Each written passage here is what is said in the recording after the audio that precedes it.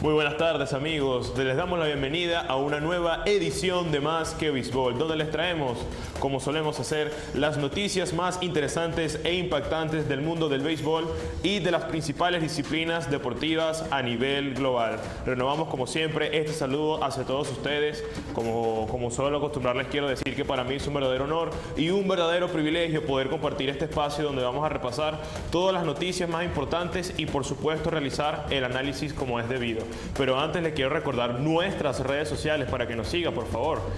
Puedes seguirnos como @másquebéisbolbe en todas las plataformas y puedes seguir mi cuenta personal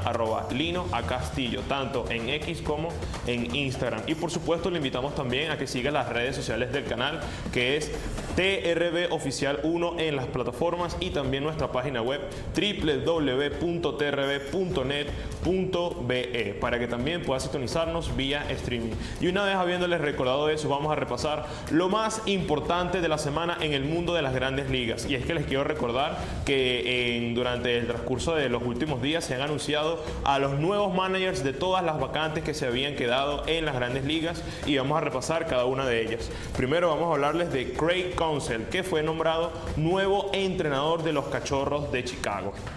En 9 años con los Cerveceros, Counsell ganó 3 títulos de la División Central de la Liga Nacional y llevó a Milwaukee a la postemporada en 5 de los últimos 6 años, incluida una marca divisional de 92 victorias y 70 derrotas en 2023. Counsell es un manager que se ha consagrado en las grandes ligas y se ha generado una verdadera trayectoria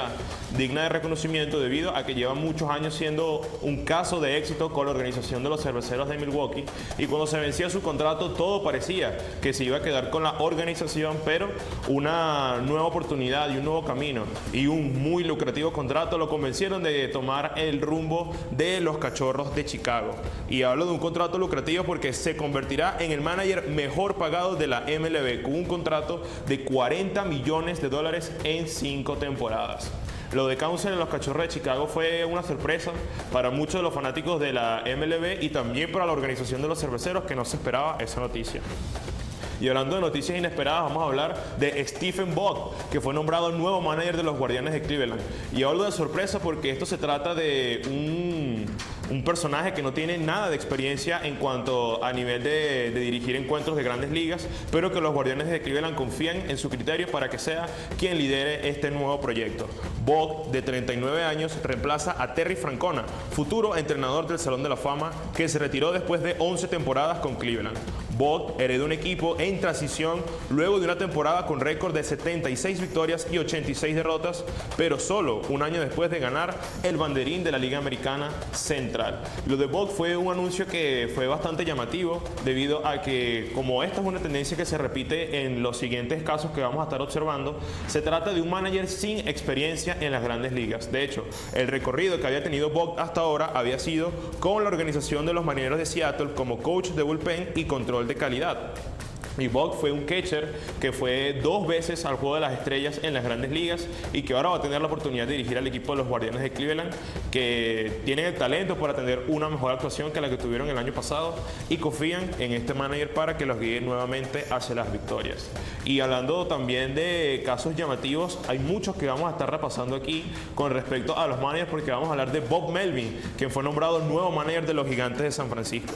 Melvin es originario de la zona de la Bahía y exjugador de la organización, y ha sido 3 veces nombrado como manager del año, y se ha ganado reconocimiento por la Liga Americana y la Liga Nacional por su trabajo realizado. Lo de Melvin fue llamativo debido a que Melvin le quedaba un año de contrato todavía con su antigua organización, los Padres de San Diego, y en el papel, o por lo que podemos apreciar nosotros desde la distancia, el proyecto de los Padres de San Diego es un poco más seductor que el de los Gigantes de San Francisco por la calidad de jugadores que tienen, pero por algunas razones que habrán motivado a Bob Melvin, decidió volver a la antigua franquicia a la que alguna vez perteneció para liderarlos hacia una nueva campaña.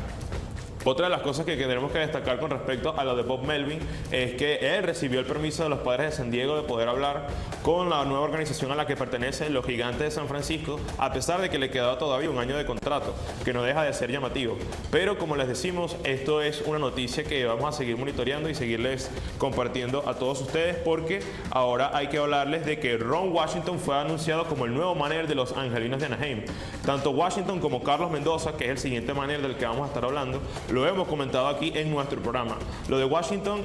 uno de los puntos que queremos destacar es que, como dato muy llamativo, él jugó aquí en la LVP con la organización de los Tigres de Aragua, por lo que es un viejo conocido de aquí de la ciudad. Y Washington ahora va a tener su nueva oportunidad de dirigir, ya que la última vez que lo hizo fue en el año 2014 con la organización de los Rangers de Texas. Y como les decíamos, Carlos Mendoza, nuevo manager de los Mets de Nueva York, es apenas el segundo manager a tiempo completo en la historia de las Grandes Ligas para Venezuela.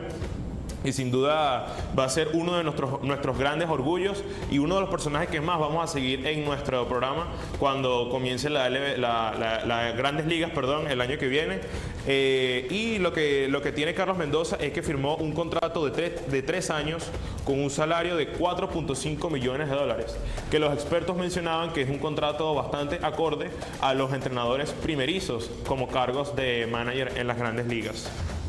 Y además tendrá una opción de contrato por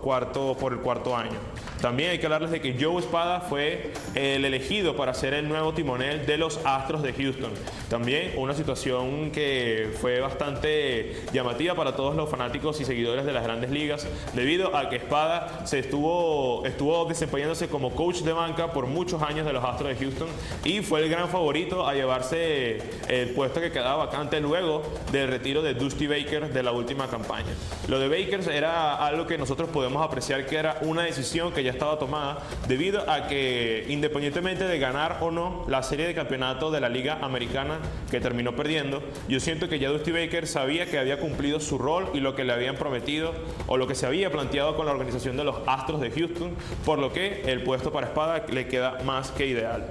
Además de que lleva muchos años trabajando en la organización y ya conoce muy bien a todos los jugadores y miembros de la misma.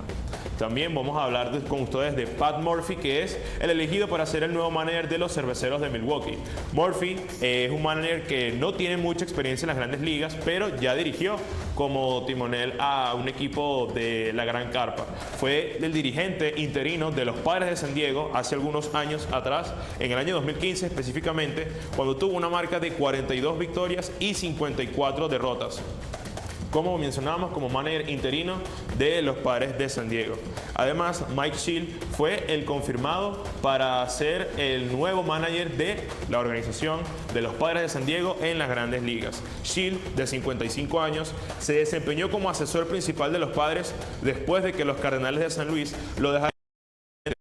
luego de la temporada 2021 y fue el favorito para asumir el cargo. Lo de Shield era algo que se podía ver venir debido a que luego de que Melvin tomara la decisión de abandonar el proyecto de los Padres de San Diego y él con gran experiencia en las Grandes Ligas y siendo el asesor principal de la organización, el puesto le quedaba ideal y confía la organización que va a hacer un buen papel como manager de los Padres de San Diego. Los Padres de San Diego tienen una situación bastante particular, ya que vienen de una temporada que para muchos se puede categorizar como un fracaso debido a que es un equipo que tiene el talento suficiente como para competir por el anillo de la Serie Mundial y ni siquiera logró clasificarse a la postemporada. Y tienen una situación que también nosotros en nuestro programa vamos a seguir monitoreando, que es la de Juan Soto, que tiene muchos rumores de ser cambiado en esta temporada baja. Y en el siguiente espacio vamos a hablar de las noticias más importantes de la Liga Venezolana de Béisbol Profesional y de un gran conflicto que se vivió esta semana. Pero vamos a hacer una breve pausa, pero ya regresamos.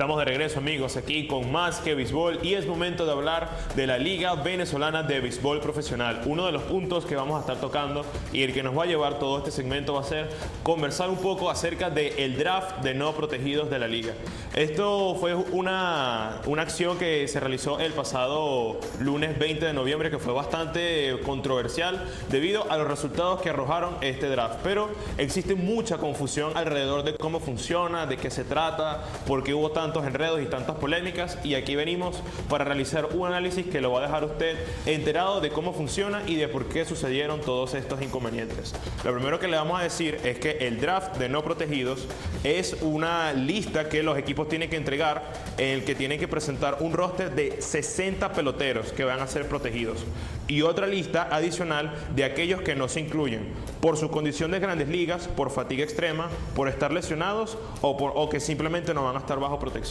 Para explicarles un poco cómo funciona, este tiene muchas similitudes con el draft el draft de la regla 5 de la MLB. Debido a que la naturaleza de esta regla es que los equipos puedan tener la posibilidad de rescatar a otros jugadores de otras organizaciones y darles la oportunidad. ¿Qué es lo que sucede? Y justamente qué es lo que pasa con el draft de no protegidos.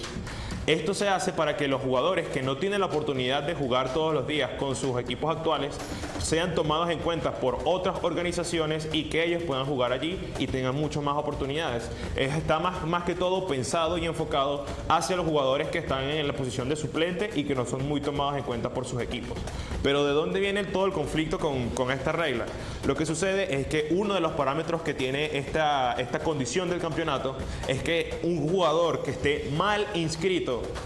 en la lista de protegidos puede ser reclamado por otro equipo. ¿Y esto qué significa? Que los equipos tienen que tener mucho cuidado de cómo califican a sus jugadores como jugadores protegidos, debido a que si ellos están mal inscritos, otras organizaciones pueden reclamarlos como suyo, que es justamente lo que pasó, y de ahí es de donde viene la gran polémica. Para un jugador estar bien inscrito tiene que cumplir con las condiciones que exige el reglamento para que ellos puedan formar parte de la protección. En este caso, a los jugadores de grandes ligas se le tiene que tomar en cuenta con dicha condición y otros parámetros que también deben cumplir para que ellos sean protegidos de manera correcta y otros equipos no lo puedan reclamar. Muchos han comentado que lo que sucede con esta regla es que tienen que sufrir ciertos cambios, cosas que vamos a analizar después y con la cual yo estoy de acuerdo, debido a que se supone que los equipos quieren adquirir piezas de otros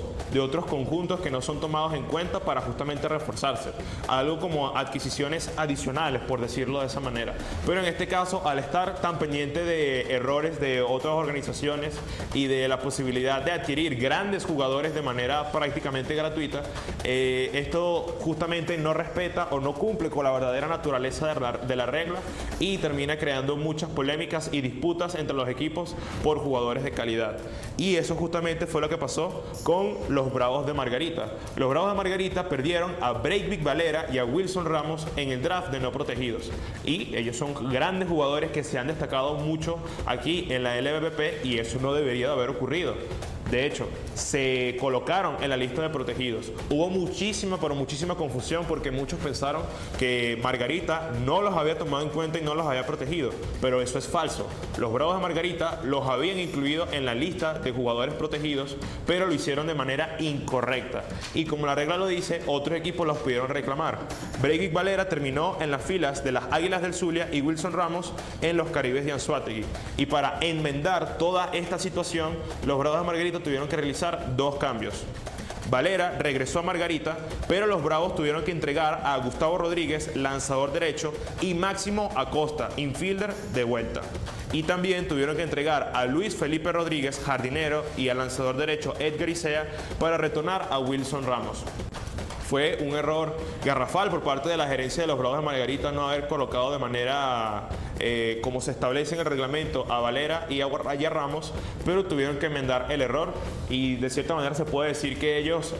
taparon lo que hicieron, pero entregaron a jugadores muy jóvenes de mucho potencial por jugadores que ya tenían ya en sus filas.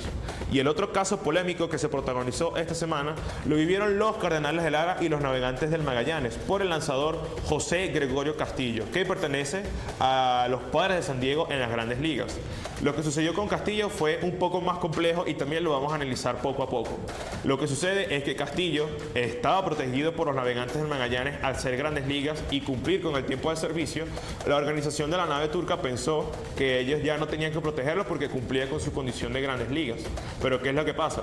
Estrictamente en el reglamento se advierte que los jugadores necesitan estar en el roster de 26 jugadores activos para ser tomados en cuenta automáticamente por la regla y no tener que ser protegidos. En este caso, cuando inició la campaña 2023 de las Grandes Ligas,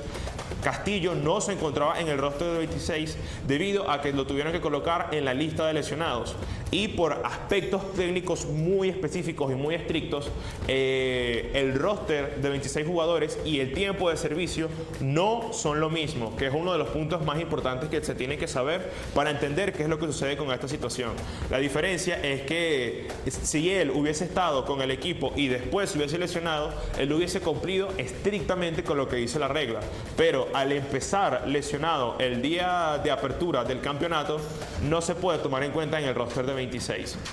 Y de hecho, los Cardenales de Lara, al ver específicamente línea por línea lo que dice el reglamento, ellos tenían derecho de reclamar al jugador y esto desembarcó en una disputa de toda la semana entre Magallanes y Lara para ver quién se quedaba con el jugador. Y el jugador estuvo en litigio y mientras estaba en disputa no podía avanzar con ninguno de los dos equipos. Al final, la liga terminó fallando a favor de Navegantes de Magallanes y retornó a su equipo original.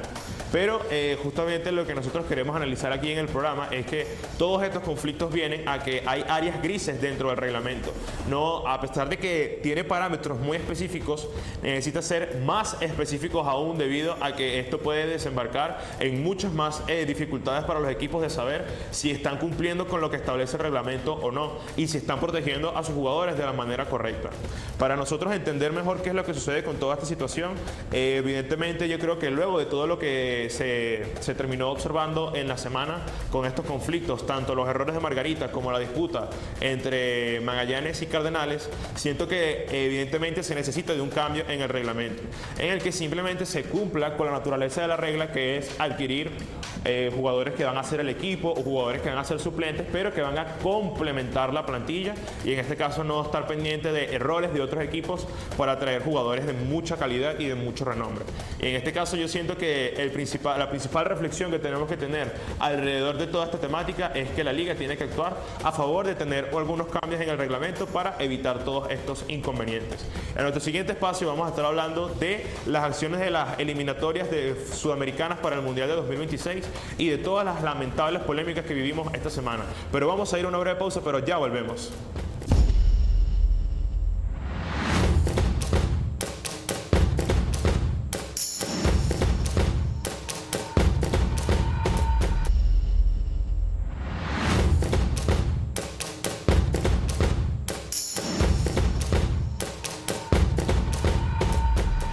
Volvemos aquí en Más que Béisbol y vamos a hablar de la disciplina deportiva favorita para muchos después del béisbol, por supuesto. Vamos a hablar de fútbol, que lastimosamente esta semana aquí en Sudamérica no tuvo como protagonistas a las acciones deportivas, sino a las polémicas y a los lamentables hechos que se vivieron esta semana. Vamos a repasar un poco todo lo que sucedió y analizar qué es lo que pasó cronológicamente y qué debió haber pasado para evitar todos estos acontecimientos. Lo primero que tenemos que decir es que Venezuela vivió una pesadilla en su visita a Perú. Estamos hablando de maltrato, xenofobia y violencia, para resumir muy brevemente todo lo que tuvo que pasar nuestra selección Minotinto durante su visita a la selección peruana. ¿Qué es lo que sucede? Por la última fecha de este año 2023 de las eliminatorias para el Mundial de 2026, Venezuela tenía que visitar a Perú luego del empate con la selección de Ecuador aquí en Maturín y todo apuntaba que simplemente iba a ser un encuentro en el que Venezuela trataba de llevarse la victoria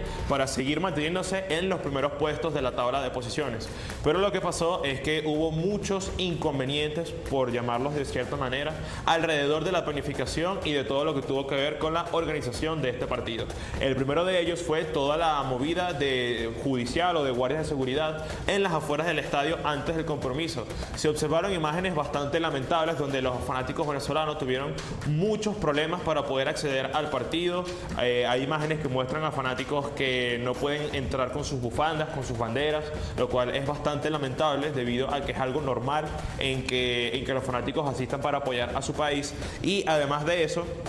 Venezuela, para referirnos a lo deportivo, terminó empatando con el seleccionado peruano 1-1, que fue un partido bastante disputado que deja un resultado satisfactorio, se puede decir, para ambos equipos, pero lo más triste del caso se terminó viviendo después del pitido final. Lo que sucede es que, como se suele acostumbrar aquí en este deporte, los jugadores de la Vinotinto se acercaron hacia las gradas a entregarle sus camisetas a los fanáticos. Y digo que se acostumbran al deporte porque esto es una imagen muy recurrente y bastante común en todos los encuentros de fútbol. Si bien los fanáticos, los jugadores intercambian las camisetas con sus rivales, ellos también pueden acercarse a las gradas, acercarse directamente a los fanáticos y entregarles su camiseta para tener un obsequio, tener un gesto muy lindo con sus seguidores. Pero lo lamentable que sucedió en esta situación fue que los jugadores venezolanos, al acercarse, fueron agredidos por los guardias de seguridad que se encontraban allí en el estadio, y muchos de los jugadores fueron lastimados. De hecho, en el comunicado que sacó la Federación Venezolana de Fútbol, indica que un jugador terminó lesionado por los ataques recibidos por los guardias de seguridad que se encontraban allí presentes, por lo cual todo esto deja claro que fue una situación bastante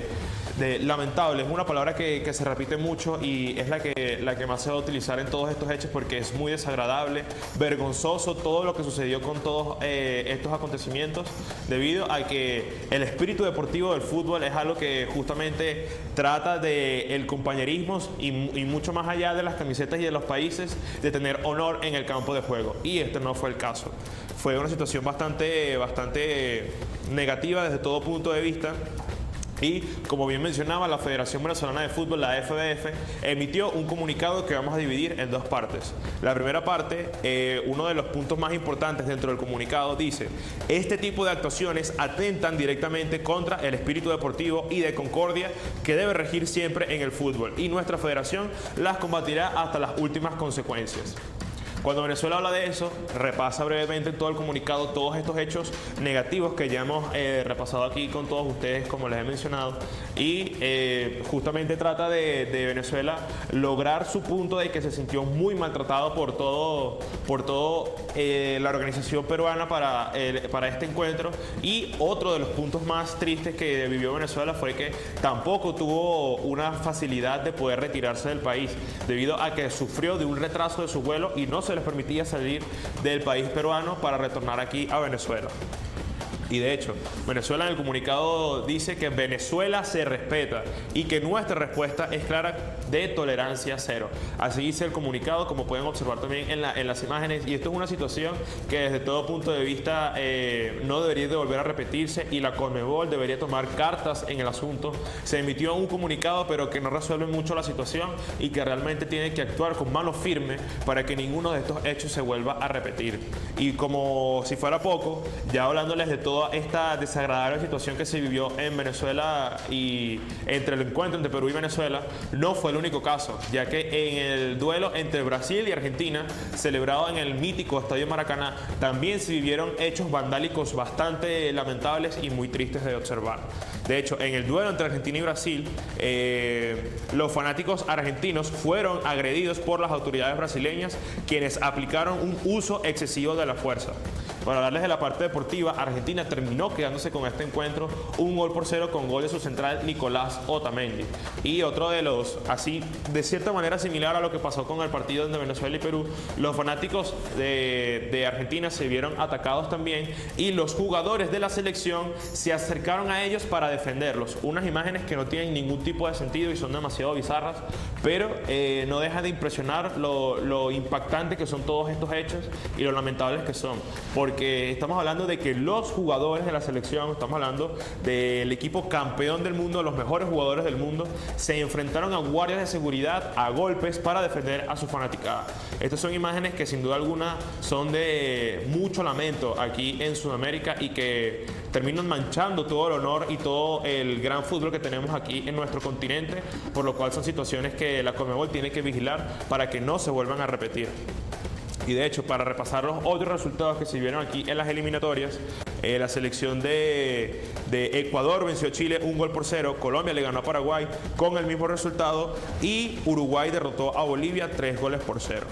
Ya habiéndoles comentado todos estos hechos que fueron los protagonistas, lastimosamente, de esta jornada de las eliminatorias, vamos a repasar cómo queda la tabla de posiciones después de la última fecha, como mencionamos, de este año 2023 y que no se volverá a retomar el fútbol de las eliminatorias, sino hasta finales del año 2024. Para repasar cómo quedaron los equipos en la tabla de posiciones, Argentina está en el primer lugar con 15 puntos, que venía con un paso perfecto, y el único equipo que lo ha logrado derrotar es quien está en la segunda posición, que es la selección de Uruguay, que tiene 13 puntos, la selección colombiana tiene 12 puntos y Venezuela se encuentra en el cuarto lugar con 9 puntos.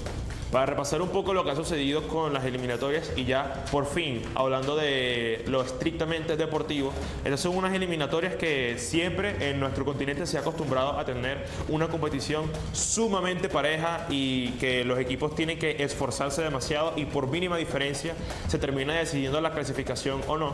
Pero en este caso yo creo que estamos viendo y estamos siendo testigos de la clasificación más pareja en muchísimos años, debido a que todos los equipos están compitiendo y la diferencia entre los puntos es mínima. Y esta tendencia se va a seguir manteniendo a lo largo del tiempo. Vamos a empezar primero hablando de Argentina, que como en el continente se termina acostumbrando, Argentina y Brasil son los equipos de mayor tradición, son los equipos de mayor envergadura, tiene a las grandes figuras del mundo. No estamos hablando ni siquiera del continente, del mundo, pero Argentina sí ha mantenido ese paso, pero la selección de Brasil no. Lo que sucede es que después de que Tite anunciara su retirada o su renuncia de la selección de Brasil después de este último mundial del año 2022, ellos confirmaron como entrenador interino a Fernando Diniz, que es el entrenador del Fluminense, que viene de ser campeón de la Copa Libertadores en el año de este año 2023. Y lo que sucede es que la selección de Brasil, todos los reportes que se han entregado hasta ahora, no ha confirmado un entrenador de manera permanente, porque está esperando a poder contar con Carlo Ancelotti, el entrenador del Real Madrid, para que sea quien ocupe ese lugar. Pero ningún anuncio oficial se ha hecho aún, y esto es una situación que nosotros vamos a seguir monitoreando aquí en nuestro programa y vamos a comentarles lo que suceda con ello. Y para finalizar, nosotros vamos a hablar de Venezuela, que estamos muy orgullosos de nuestro país vinotinto, que nos sigue representando de gran manera y que en estos momentos está en un puesto de clasificación directa para asistir a nuestro primer mundial. De esta manera finalizamos nuestra edición del día de hoy, ya hablando de lo deportivo y alegrándonos por nuestra selección vinotinto, y queremos recordarles nuestras redes sociales @másquebéisbolbe para que nos siga en todas las plataformas. Lo invitamos a que lo haga, y también a mi cuenta personal @LinoACastillo, las redes del canal, por supuesto, de nuestra casa @TRBOficial1 y nuestra página web www.trb.net.be. No siendo más, así finalizamos nuestra edición del día de hoy, deseándoles a todos ustedes un feliz fin de semana.